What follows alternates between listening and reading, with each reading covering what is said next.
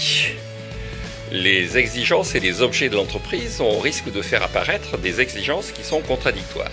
Et donc un des enjeux, c'est comment demander à l'entreprise, donner à l'entreprise, à toute entité d'ailleurs, quelle qu'elle soit, un certain nombre de missions, et faire en sorte que ces missions ne soient pas contradictoires, incompatibles l'une avec l'autre. Et s'il doit y avoir des arbitrages, sur quelle base on doit faire ces arbitrages? Concrètement, si dans une entreprise on dit qu'il faut qu'il y ait un bien-être social, ce qui est vrai, est-ce que quelqu'un qui fait faillite peut se présenter en disant « Écoutez, j'ai ruiné l'entreprise, mais alors qu'est-ce qu'on s'est aimé ?»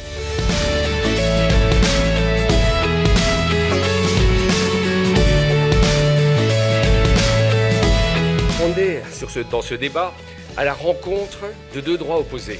On est à la rencontre de droits individuels, le droit d'entreprendre, le droit de propriété, et de l'autre côté de la ligne, si je puis dire, les droits collectifs.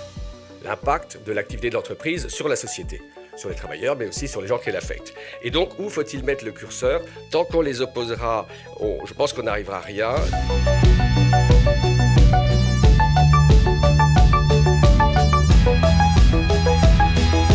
Un économiste libéral doit raisonner en se disant si les salariés sont amenés à porter une partie croissante des risques d'entreprise, ils doivent aussi recevoir une partie croissante de la rémunération du risque. Or, ceci n'est absolument pas le cas.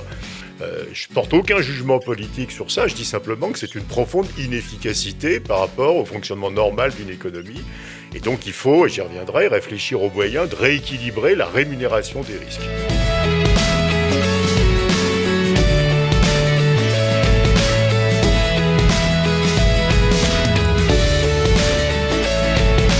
L'RSE doit être et doit rester volontaire.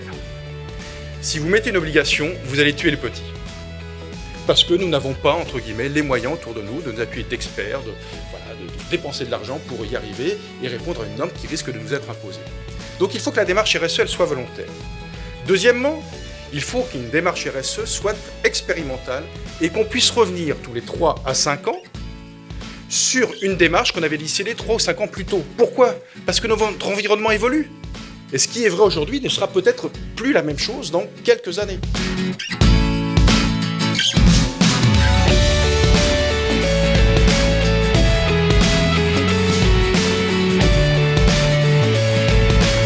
À partir du moment où on multiplie les exigences, on multiplie les sources de contentieux.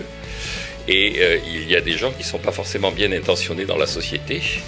Et donc comment faire en sorte qu'un concurrent n'utilise pas ces exigences pour porter atteinte à la vie d'une entreprise en disant mais écoutez mon concurrent là il ne fait pas exactement ce qu'il devrait faire. Et donc essayer de pénaliser l'activité, de tordre les règles de la concurrence en utilisant les obligations que l'on impose aux entreprises. Je pense que vous allez tout à fait dans le sens que je défendais, qu'il faut bien mieux avoir un bon signal prix qu'une réglementation. Parce que le bon signal prix traite le problème de concurrence. Si vous émettez du CO2, vous payez. Donc vous êtes moins compétitif que ceux qui n'en émettent pas.